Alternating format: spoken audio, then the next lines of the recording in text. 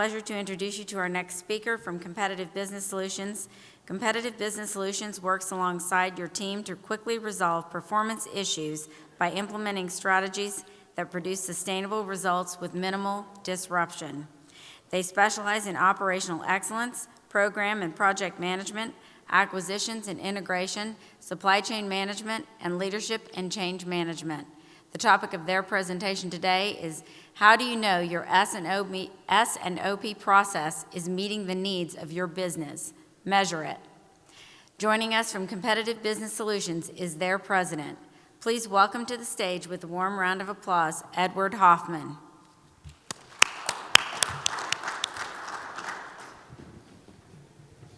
Thank you.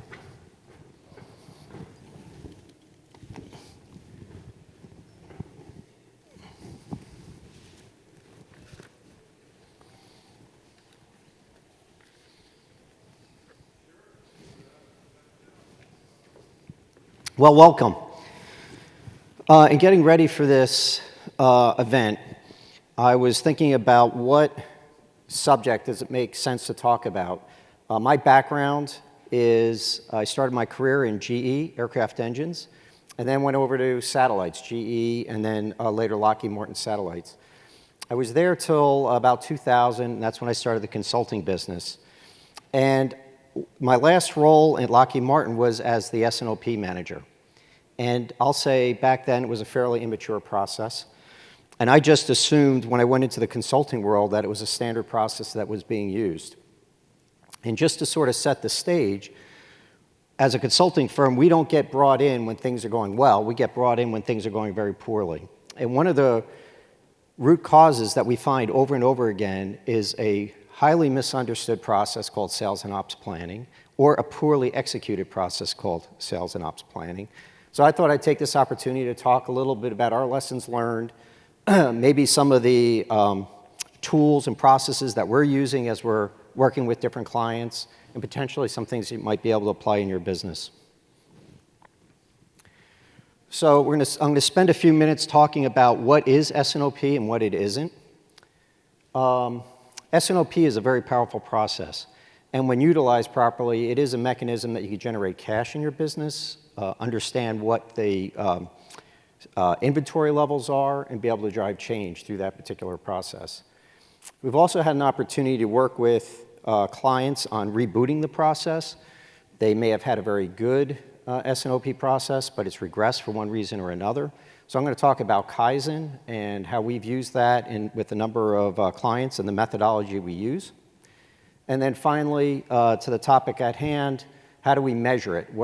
How do you look at an S&OP process? How do you get to leading measures and lagging measures? So what does a good S&OP process look like? I'm going to kind of walk through a series of slides on this. When we think about S&OP, we often think about it in terms of what does the process look like and what is the results that we're getting. And when we talk with executives and senior managers, we often find sort of a smattering of responses. If the process is somewhat immature, and in this graph we show it as low, and the results are not really seen, we're sort of in a build from scratch. What does the process look like? We have to document it. And that's what's showing in the lower left hand. Sometimes you're getting really good results, and this might sound counter from what you might think, but the process isn't well documented. Well, how does that happen? It happens sometimes when you hire a manager from another company. They know S&OP very well. They're driving it across their company, but the functional groups that participate don't understand the processes. You are getting results, but the worry from the executive staff or supply chain vice president is not sustainable. If that person leaves, I'm worried that the whole process will collapse on itself.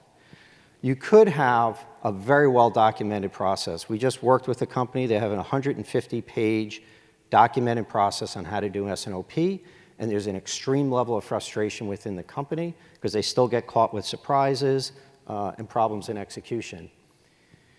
And if the process is well-defined and we're getting good results, well, it's very rare that you get a process to a good level and it just stays par for the long term. Generally, when we go back, either process is improving or process is regressing. So the question becomes, the leadership team, what can you do to continue to stimulate and move that process forward? So we're in a sort of a continue to improve. So when we first start, we like to understand where we are with results and where are we with the process. So just with a show of hands, how many people here think you're kind of in that A phase? You don't really have a process, not really getting results. You see any hands? About 4, 5. How many are in the B? Kind of getting results, but I don't know that it's well documented. 5 or 6, a little bit more. How about C? Frustration. We got lots of documentation, not really getting it done. A couple. And how many feel that you're in the D phase? Nobody? 1? You could come up on stage. So, you know, it's almost an average smattering between A, B, and C, and that's pretty common. And so I think it's one of the more difficult processes to master. It sounds like a simple process, and I'm going to spend a little bit more time talking about why it's difficult and then what can be done about it. There's often, these are sort of the red flags comments that we hear when we start working with the executive staff. Some of it is when they're in that A phase, they can't really start, the data's not clean enough, ERP system's not working right, team doesn't know what they need to do. What we need to do is spend the next year cleaning data. We'll often hear, we're doing the process, but we're frustrated, we don't get forecasts properly, the customer might not give us forecasts, it's hard to understand where our accuracy is. We have inconsistent participation across the functional groups. They show up for some meetings, don't show up for others. We have orders that are not getting entered in the system properly. We have sometimes orders entered twice. We often see that we don't have capacity understood relative to the demand. Operations, if they just did their work and hit their numbers, everything would be fine. So there's frustration that they're not hitting their financial plan. Suppliers don't seem to be tied into what we're doing. They commit work. The speaker earlier today, I thought, put it really well, where you get to the point of getting a PO out, an obligation from the vendor, but we don't do the vendor management side. How much do they really know about the demand that's in front beyond just the firm order, and are they properly preparing? And the inventory is higher than what we need. And I'm going to spend a little bit time in this presentation a little further on talking about inventory and how to take a look at that. And so the top half tends to be kind of the process issues, and the bottom half tends to be the frustration around the results. So just to square my understanding with everybody that's here, when I think about SOP, I think about it in terms of the cadence within the business. Things happen on an annual basis, they happen on a monthly, weekly, daily. Where does S&OP fit into that? There's a lot of confusion. On an annual basis, there's a long-range plan. That's usually looking 3 to 5 years. I'm sure most of you participate in that. And then annually, you put the annual operating plan in. What are the budgets? What are we going to hit? What are going to be from revenue, sales, and so on. And then on a monthly basis, that's where sales and ops fits in. We're looking at the next 12 months, 18 months, 24 months. It's a forward-looking process. It's not a backwards-looking. You're not trying to make, it's not an operating meeting. It's a meeting about whether you can make future demand. And I'll talk a little bit about the sales plan and the business plan in a minute. And that is an input into the master schedule. And that's probably the first confusion point that I hit. I'll visit a business. It was actually my first consulting assignment with an OEM. We've been very fortunate. Most of our clients are tier 1. So it's about this was a $16 or $18 billion business at the time. And they were not hitting deliveries to another tier 1. And it was because they never loaded the demand in the system. And the reality was they did load the demand, but no one believed it because it was such a surge. And so I went around, I got a good sponsorship, I started meeting with the different divisions, and what they kept pointing me to was the master production schedule. We do S&OP. We have an MPS. We have a master scheduler. That's what he does. And there was no processes in place that was looking forward. And in that particular business, sales and ops planning as a term didn't make sense. So we changed the term so it fit with them. In that particular business, we called it program requirements and operations planning.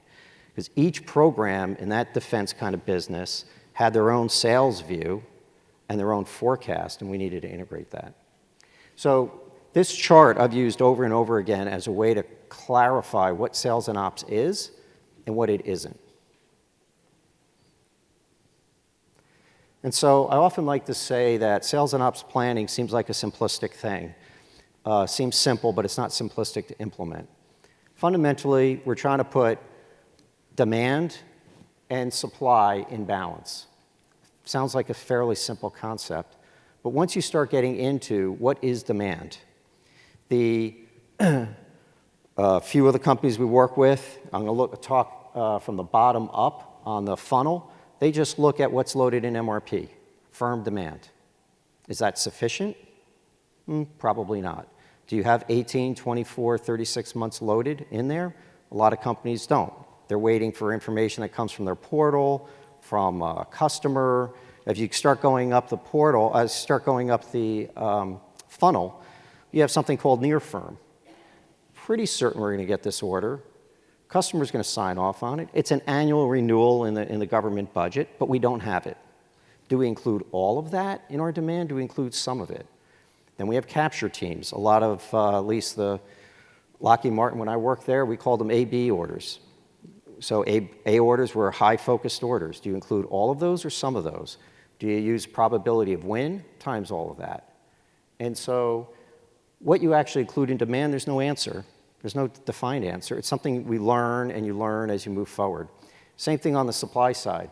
I'm showing A, B, C for different parts of a typical value stream. For those who do value stream maps, this will look familiar. The B is essentially the internal manufacturing processes. Almost every client we work with looks at that. But then the question becomes, how far upstream and downstream do you go? Are the suppliers participating? Key suppliers. Are there second and third tier? We heard a lot about that in this morning's discussion. There are critical constraints at the lower tier that is not known by the prime, and it pops up time and time again. And I don't know if it was in the presentation or one of our side discussions, some of these vendors are very small, 1 or 2 or 3 people, or 1 or 2 or 3 machines, a piece of equipment, are providing support for major platforms. And so understanding those key constraints and making sure that there's a plan that'll support that for 18 months or 24 months is critical. And then C is the customer. So where do they play? Well, what's the reject and return rate from the customer? How much inventory are they requiring at finished goods? Some of the tier ones require 30 days of finished goods to be sitting there. So all of that is kind of fitting the supply side. And then, of course, drives into the financial plan. It's all an integrated one set of numbers. So let me stop there. How many people who are doing S&OP, and there was a good chunk of folks here doing S&OP, just focus on B, just on the internal manufacturing side? How about A and B, where you include the suppliers? So 3, that's great. How about bringing in any customer information? 1. So it's good that you're bringing in the key suppliers. And that's one of the things as you kind of move up that maturity level from an A to a D. The D was the upper right-hand corner. The more you can extend S&OP out to the vendors and to your customers, the more successful you'll be. So fundamentally, it's an integrated plan. It pulls together all the information you need in order to manage the flow of work and ensure that you're in balance as you're feeding from your new orders and existing orders into your flow. And I want to spend a little bit of time talking about work in process and how that ties to generating cash and different ways to look at that. So what I'm showing here is a typical value stream. No surprise here. Starts with a customer order, finishes with receive a payment. There's in here just showing where the production time falls, very straightforward. On top, I'm showing something called a cash-to-cash cycle time. How many people here live and die by cash-to-cash cycle time? So a couple, that's pretty good. A lot of op folks or supply chain folks don't necessarily get measured to those numbers, and in some cases they do. The clock starts when material is received. Production is starting to be planned and executed. A dollar goes out the door when you actually have to pay the vendor. And so what cash to cash is showing is the time that the dollar goes out the door to the time the dollar comes back, which is cash in. I got paid for a good or a service. The formula there that I'm showing, which I'm going to throw some stuff underneath right now, all is in terms of all days. Days of inventory outstanding, days of sales outstanding, days payable outstanding. Back when we were benchmarking, I was at Lockheed Martin. This is in 96, 97, 98. There was a company that turned this model on the head in the computer industry. Anybody know who that was? Completely flipped the model on cash to cash in the computer industry. It wasn't HP. It was Dell. Michael Dell, building it out of his college dorm room, had no cash. So he was actually delivering goods and paying for that with the money that he was collecting. That drove him to this configure to order, rapid production, where you think about all the other computer manufacturers were putting goods out at box stores. And so he had none of that overhead. So this particular model, we worked with a client, and we did the analysis of the cash to cash. As they compete, this is about a $3.2 billion Tier 2 aerospace client. If their cash to cash cycle time was only as good as the average of their competitors, they would free up $800 million. It's on a $3.2 billion business. So what did they do? Well, they focused on the easy stuff first. They focused on sales, let's go collect money, and payables, which for suppliers like me was a little painful. So they went from 30 days to 45 days to 60 days to 75 days to 90 days. We're working with a Tier 1 right now where their standard is 120 days, and they're pushing people out to 150 days. And so I'm sure all of you have been sort of in this mode. That drives the cash-to-cash cycle down. From a S&OP process, though, there's some levers. The company that I'm talking about exhausted their DPO and DSO. So now what do? Now you have to focus in on WIP. You have to focus in on inventory, working capital. So things like optimizing the reorder points, adjusting planning factors. Are our planning factors actually lined up with the lead times? The engineering change processes. Are we in fact stopping supply when engineering change orders are coming through, or are they still tied in? All of that information can flow up and should flow up through an effective S&OP process. The health of all those factors and all that information drives critical decisions and critical escalation questions in the S&OP.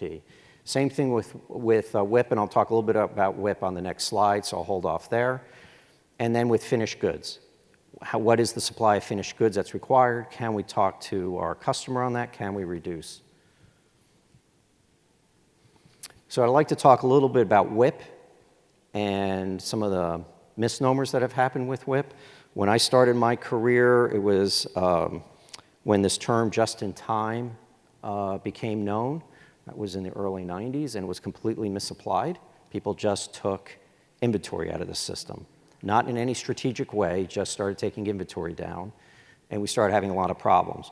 What I'm going to have to illustrate here is kind of what that looks like and how to look at WIP from a balanced production system standpoint, whether that's internal to your factories or all the way out at your suppliers, and how critical it is to understand it before you start making some decisions at the S&OP level. On the left side of this chart, what you're looking at is real numbers, fake part number. And this is each bar represents the amount of WIP, units of WIP, that exist in week 1, week 2, week 3, and week 4 of a production cycle. So the small bar that's on the far left, that's a 4. That's 4 weeks out from delivery. The blue represents active WIP that's moving. The orange and the gray represents WIP that is beginning to stagnate. They could be on MRB. They could be on a quality hold, but it's WIP that's moving less than 15 days or so. So the dotted red line is what WIP is required at each one of those steps. That's what we refer to as standard WIP for all those lean folks in here. And the green line represents the cumulative. So to have a balanced system, we would need to have, I think it's 112 units.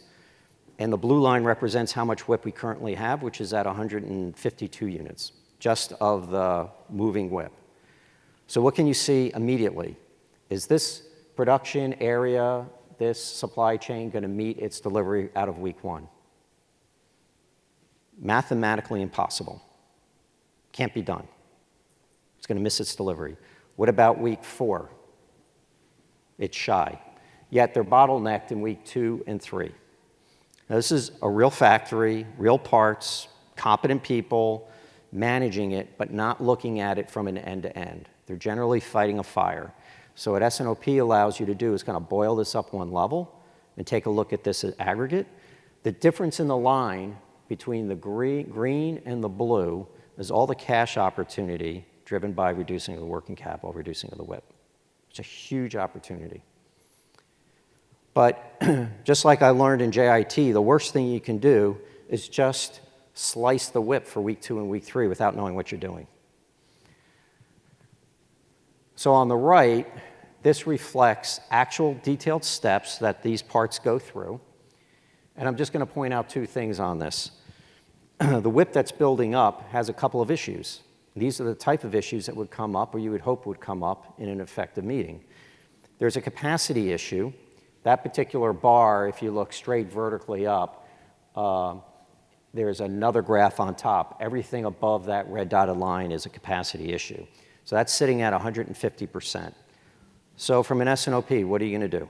You're at 150%. Is doing nothing acceptable? Of course not. So there's strategies, there's countermeasures. Maybe they're not running a second, third shift. Maybe there's a second source, either internally or externally. There's options. It needs to be figured out. The other thing that you see is to the right of that is that starvation that's happening, which is what we see on the left-hand side.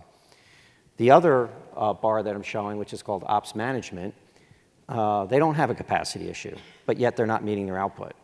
So that becomes more of, I would say, you drive that action right into that weekly management meeting, daily management meeting. That's not something that sales and ops necessarily needs to wrestle with, but they need to point it out because ultimately you want to get WIP in balance. That could be absentee problem, that could be machines going down, could be a lot of different issues, driving the ops management problem. That data and that information, we're fortunate enough, we're using a tool set called Cadence Flow. So we're able to take a look at that in aggregate and take a look at it down at the detail level. And that's become a real useful tool for this particular example and this particular client. So if you're anywhere in that A, B, C, D quadrant, this next section really talks about now what do you do? How do you kind of reboot the process? What are some of the things that can be done in order to improve? And how many people here have been in a Kaizen event, led a Kaizen event, or knows what a Kaizen event is? So about half, or 2/3. So I'm going to spend a little bit about what a Kaizen event is. It's another one of those words that I think is really misunderstood. Some of our clients use the term Kaizen event, but don't really do a Kaizen event. And so I'll talk a little bit about what it means to do a Kaizen event and how you might be able to do that in rebooting or re-energizing the S&OP process. So there's sort of a dilemma. And what's the dilemma? The dilemma is often people don't want to start unless they have everything all lined up. They got the data and they got the processes and all that kind of stuff. And so they're just like, you know what, S&OP is not for now. We're late to the customer. Our MRP system is messed up. We're going to get to it next year. The problem is S&OP in itself can become the forcing function for actually getting all the data clear, because the demand side needs to talk to the supply side. Can I meet the customer demand? And it forces data to be cleaned up. It forces processes to get put in place. I happened to see on the invite list a company here called Kinaxis. They were brought into one of our clients because they were able to simulate MRP runs. And so they were on a very large SAP system, and they needed something quickly that they can churn. They never would have gone down that path unless they were fighting this fight right now. So talking a little bit about this rapid approach to implementing S&OP, Kaizen is not a 5-day process.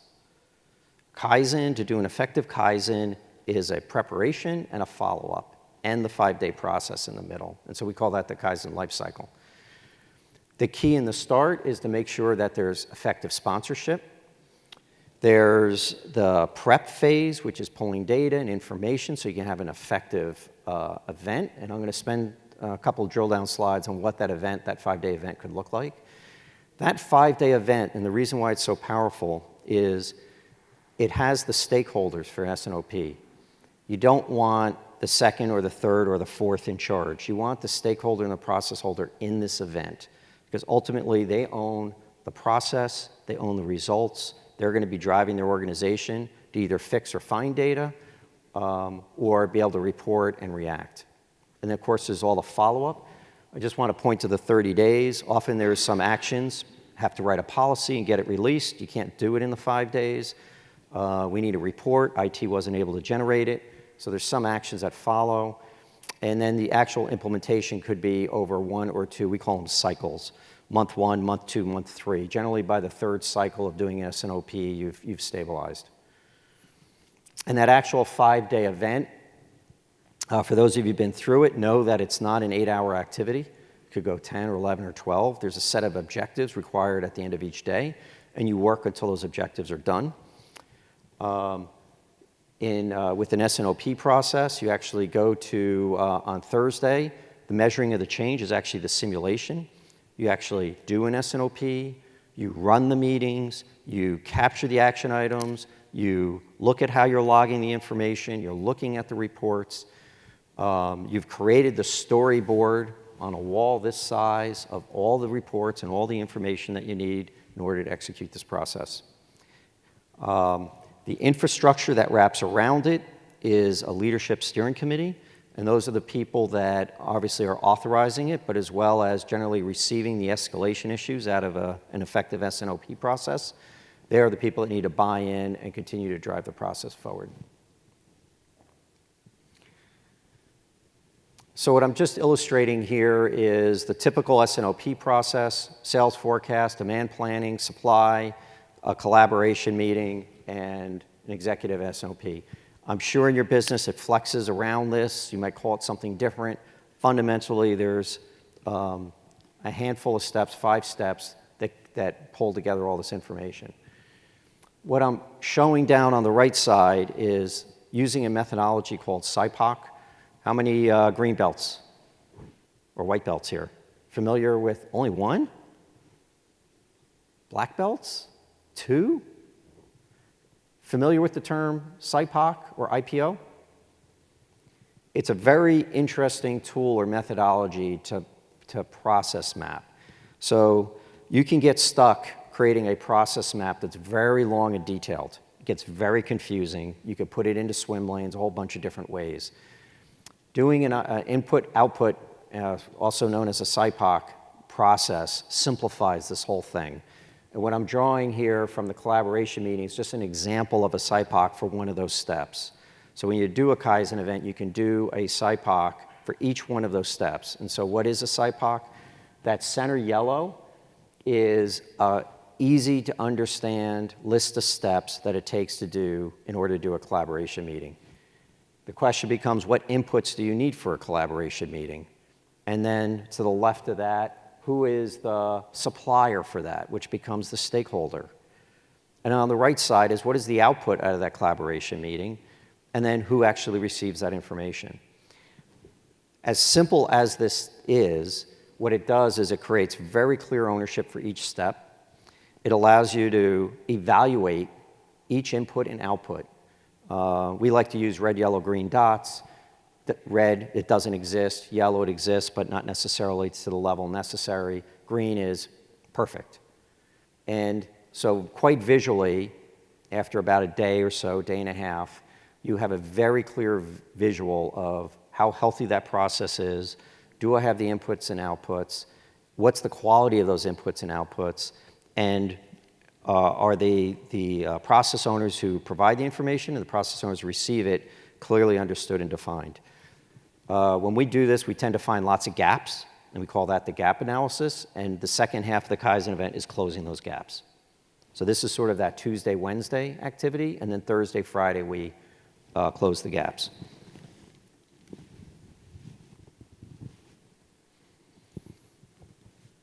So I'm going to, for purposes of time, just kind of go through these next few slides relatively quickly. But it is about getting advocacy. It's about making sure you keep the processes simple as you design them so people can understand them. A 150-page policy is way too thick. Get the influencers, even if they're not on the event, on board. You might not, like I shared with about the tier 1, where we implemented a process called program requirements and operation planning. We didn't do it across the board. We picked a particular business unit, a particular P&L within that division, and we started there and got some quick wins where we knew that would have a high impact. And then the senior leadership was persistent. We ended up hiring an S&OP manager in each one of those divisions, and they began to roll it out. And so usually there's some resistance. The resistance comes from it's not understood. People don't know what's in it for them. So if you can talk to it in terms of financial means, I think it's very powerful. It creates predictability, creates cash flow. It ought to be able to reduce inventory. These are the things that's in it for them, and it should be tailored. This kind of slide, we typically, and you would like to tailor it to that particular organization. Why would I care if I'm supply chain? Why would I care if I'm master scheduling organization?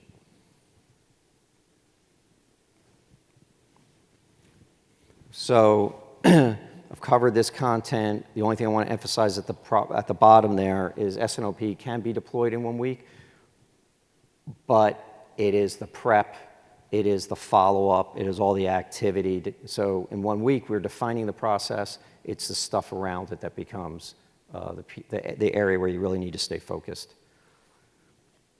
And I just want to talk about the measurement side. I want to go back to this picture. From the standpoint of understanding what to measure and how to measure, it's very good to measure both process and results. So there's tools out there for process. We have tools. You can go to the Supply Chain Council, they have tools. There's a number of places where you can get it. Maturity models are great ways to measure process. Do people show up at meetings? What's the quality of the information? All of those things. And then, of course, results. I want to spend a minute talking about how to measure results, and I want to go back to the IPO slide. So there's often a lot of confusion when we start brainstorming. What's a leading measure and what's a lagging? Have you ever had that the executive says, I'm tired of all these results-oriented, these lagging measures, give me a leading. I will create, and you could try it yourself, it's very easy, a very high-level IPO. It could be, we're not delivering on time, so here's the steps to deliver on time. And for this particular case, this is sort of the high-level steps of a S&OP process. What are the inputs required for the S&OP process? What are the outputs required? So the leading measures are those things where you're measuring the inputs. So for example, on firm demand, you might measure what is the accuracy of the demand from last month to this month. Is it 80%? Is 70%? 90%? Well, if it's 50%, what does that mean? It means that you did all this capacity analysis for nothing.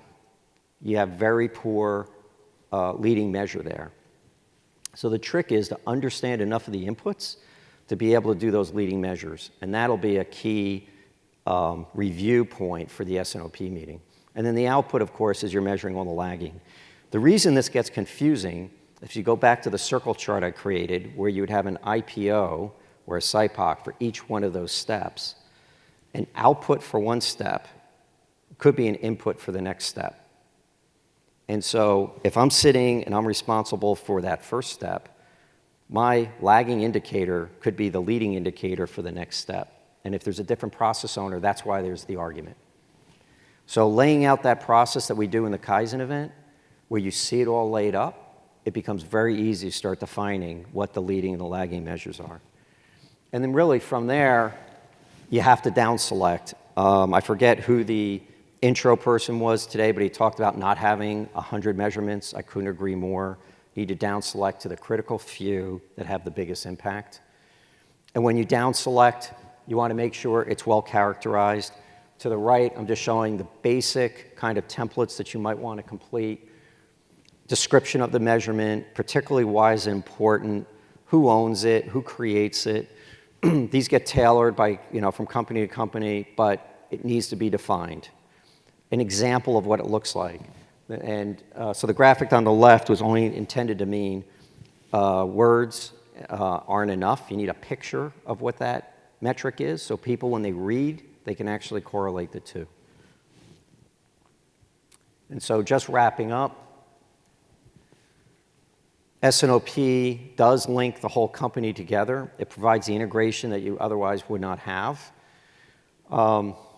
There is always a battle around who owns what. In the end, the beauty about an effective SOP process, you're really looking at it from a financial and a business perspective, and you're trying to make business decisions. And if you start seeing that you're still rushing and you're still backlogged and you still have to have emergency response, obviously there's something wrong. You're living in that B and C zone. You're not up to the D zone. And it finally allows you to actually shape demand. And when I mentioned that it flows into master scheduling, an effective S&OP is trying to level load and ensure all the way back to your second and third tier suppliers that you have capacity and level load throughput.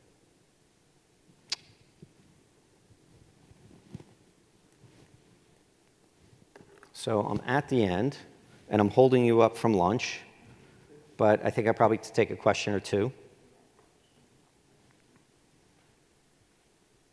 I'm not that good. Okay.